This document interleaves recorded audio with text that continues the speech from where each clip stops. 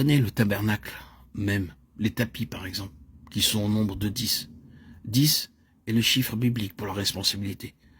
Ainsi, chacun d'eux mesurait 28 coudées de longueur et 4 coudées de largeur, joints en 2 lots de 5, avec 50 agrafes d'or et 100 lacets bleus. Chacun de ces points est un principe qui gouverne la vie corporative du peuple de l'Éternel. Ici, nous sommes face à des principes qui sont en lien avec l'union corporative avec Christ.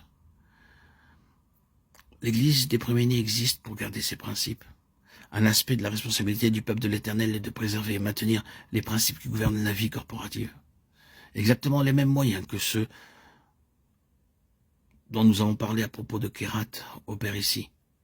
Si ces principes sont observés, alors toutes les bénédictions de communion avec le Seigneur et en lui, toutes les bénédictions de la vie corporative pourront être appréciées. Et tout ce que le Seigneur a pour son peuple pourra être reçu. Mais enfreignez-les et le Saint-Esprit s'en chargera et l'Église est appelée à agir afin de préserver ces principes. C'est pourquoi vous trouvez dans l'Église du Nouveau Testament la nécessité d'agir. Paul exhorta les Corinthiens à agir à l'égard de certaines personnes qui transgressaient très grièvement la vérité du corps de Christ. Ils ont dû prendre leur responsabilité à ce sujet. L'Église est ici dans une place et une position de très grande responsabilité devant Dieu. Maintenir la puissance de la relation d'abord avec le Seigneur, puis de la relation dans le Seigneur.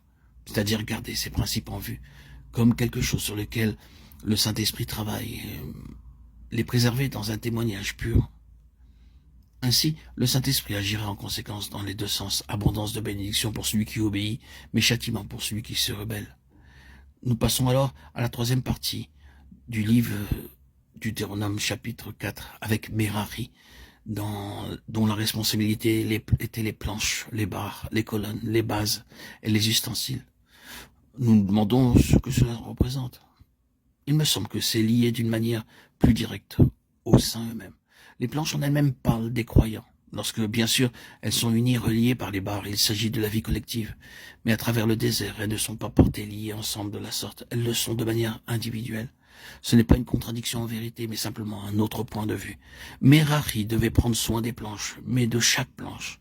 Et un problème important surviendrait si, au moment où le témoignage de l'Éternel arrivait à un certain endroit et devait y être installé, une planche était manquante. Si vous transposez tout ceci au Seigneur Jésus et vous voyez comment, avant l'Église, il a personnellement incarné toute la vérité, vous trouvez un moyen très simple et utile pour comprendre la vérité de l'Église.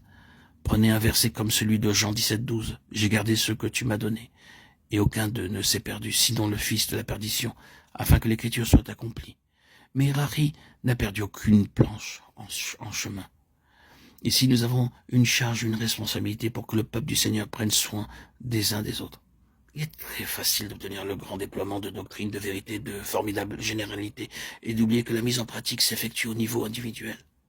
Il faut prendre soin de chaque membre individuellement, de sorte que ce que chacun représente pour le Seigneur ne soit pas perdu. Si, par quelques moyens, cela peut être préservé, tout doit être mis en œuvre pour garder chacun indemne à sa place.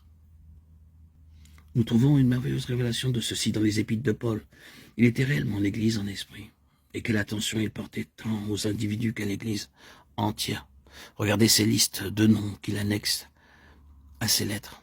Lisez la fin de la lettre aux Romains et remarquez tous les noms personnels.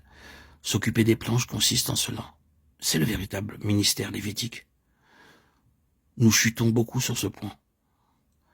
Que le Seigneur nous corrige par sa parole.